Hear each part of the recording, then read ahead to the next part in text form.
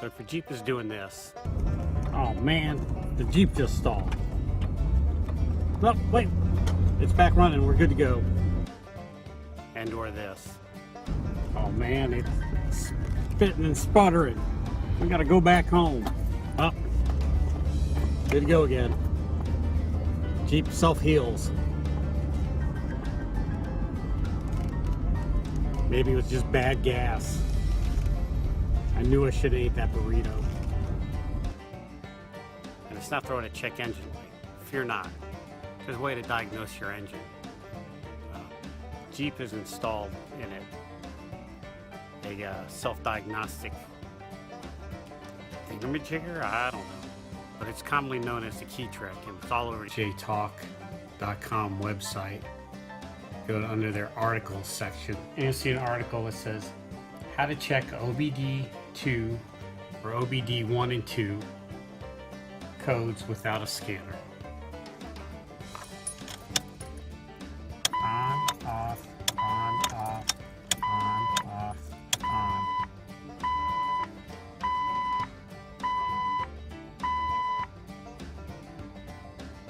There we go. Code 12 is low voltage. There's a list on what these codes are. Code 11. Code 55. Code 11 is relates to the crank position sensor, so that's where we're going to start. To do this job, you're going to need a ratchet handle, a couple extensions, about 1.5 foot, 2 feet worth, however many you can get. The more the merrier. You need a swivel or an elbow, and my 97 used 11mm socket. I could have sworn on my 96 it was 13mm, but don't quote me on that. I've heard that if you shift the transfer case into 4 low, it moves the linkage and gives you clearance, more clearance to get in there. That's total BS. The transfer case, as you can see, is in the back of the transmission. Linkage is not a problem. I believe shifting the transmission into low might improve, but I had no problem getting to it. First things first is unplug it. You can find it near the firewall, right behind the throttle body. Don't forget to undo the clip. I just cut it off with a pair of dikes. The new crank position sensor has a clip already installed on it. Now it's time to just squeeze on in there. If you enter right in front of the driver's door, you should be able to reach it. I had a hard time squeezing my fat ass in there, so I had to jack the car up. And don't forget to use the jack stand. Or you could possibly just use some car ramps. And that's my Ford Ranger on the ramp, but I had the footage and I wanted to use it.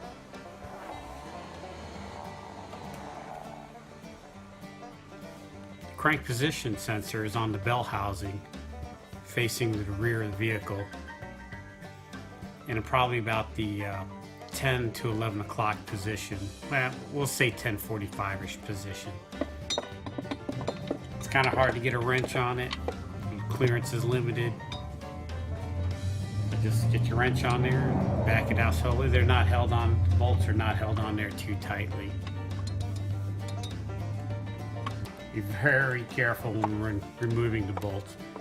They can fall into that access hole pretty easily. I haven't done it, but I've heard horror stories of it happening. A little bit of electrical tape inside the socket helps the bolt stick in a little bit better.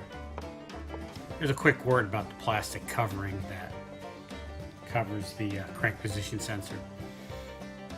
As you see, it's got some clips on it. One clip goes down into the bell housing. The other clip facing up goes behind the crank position sensor. So you almost have to put the plastic cover down first and then the crank position sensor in.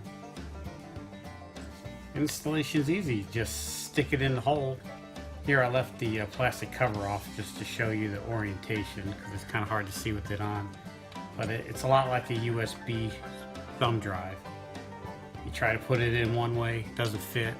You spin it around, try to put it in, still doesn't fit. Spin it around the original way you had it, and it somehow miraculously goes in. Go figure.